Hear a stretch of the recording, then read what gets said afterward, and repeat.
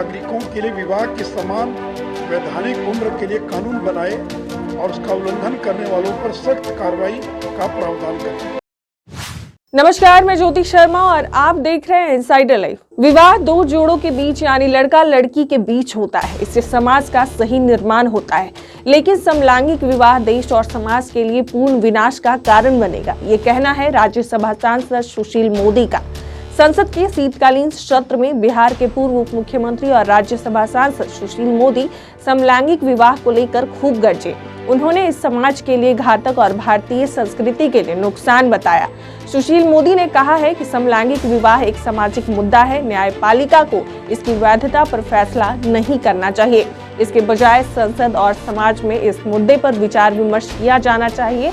विवाह एक ऐसा प्रावधान है जिसमें पुरुष और महिला दोनों एक साथ रहते हैं, बच्चे पैदा करके मानव श्रृंखला को आगे बढ़ाते हैं।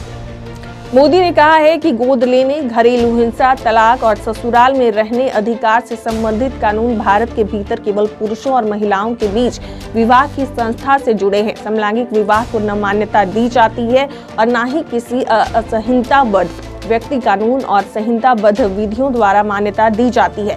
कहा कि वो वामपंथी उदारवादियों और कार्यकर्ताओं की मांगों के खिलाफ हैं, जो इस विवाह को पश्चिमी प्रभाव के तहत कानूनी मान्यता देना चाहते हैं। मैं भारत सरकार से आग्रह करता हूं कि वह अदालत में समलैंगिक विवाह का कड़ा विरोध करे। यह देश में निजी कानून के नाजुक संतुलन के साथ पूरी तरह से तबाही मचाएगा। मोदी ने कहा कि देश में समान लिंग के लोगों के बीच विवाह को कानूनी मान्यता देने की बढ़ती मांग पर उन्हें चिंता हो रही है। ये कानून कहीं से भी सही नहीं है। गौरतलब है कि सुप्रीम कोर्ट ने 2018 में समलैंगिकता विवाह को अपराध के दायरे से बाहर कर दिया था। मोदी ने बाद में विशेष उल्लेख के दौरान सरकार से यह सुनिश्चित करने के लिए एक कानून लाने का आग्रह किया कि सभी धार्मिक और व्यक्तिगत कानूनों में विवाह की एक समान कानूनी उम्र हो, साथ ही नाबालिग लड़कियों के विवाह को रोकने के लिए कड़े नियम हो। महोदय, मेरा विशेष उल्लेख का विषय है सभी धर्मावलंबियों की महिलाओं के लिए विवाह की उम्र समान हो। महोदय, देश के अंदर ईसाई, पारसी, हिंदू धर्मावलंबियों से संबंधित अलग अलग विवाह कानून एवं स्पेशल मैरिज एक्ट 1954 में विवाह हेतु स्त्री के लिए 18 वर्ष एवं पुरुष के लिए 21 वर्ष की आयु निर्धारित है, परंतु मुस्लिम पर्सनल लॉ के अनुसार मासिक शुरू होने के बाद कभी भी मुस्लिम लड़कियों के विवाह को उचित ठहराया गया है। कर्नाटक, पंजाब और हरियाणा हाईकोर्ट ने भी इसे वैध ठहराया है। हाईकोर्ट का आदेश आईपीसी की धारा 375, पॉक्सो एक्ट 212 एवं बाल विवाह निषेध अधिनियम का उल्लंघन है। आईपीसी की धारा 375 के अंतर्गत 18 वर्ष से कम उम्र की लड़की की सहमति या असहमति से शारीरिक संबंध स्थापित करने को अपराध माना गया है।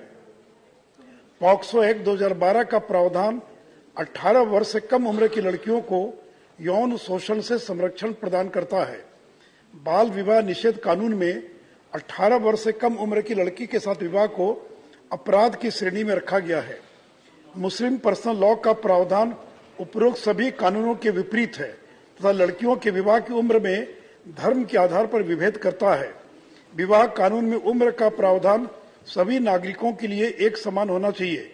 अतः मैं सरकार से आग्रह करता हूं कि सभी नागरिकों के लिए विवाह की समान वैधानिक उम्र के लिए कानून बनाए और उसका उल्लंघन करने वालों पर सख्त कार्रवाई का प्रावधान करे।